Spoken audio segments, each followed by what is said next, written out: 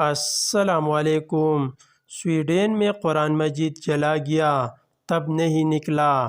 4 لاکھ والا حج 13 لاکھ کا ہو گیا، تب نہیں نکلا۔ 3 پاکستانی وفد اس حکومت میں اسرائیل گئی، تب نہیں نکلا۔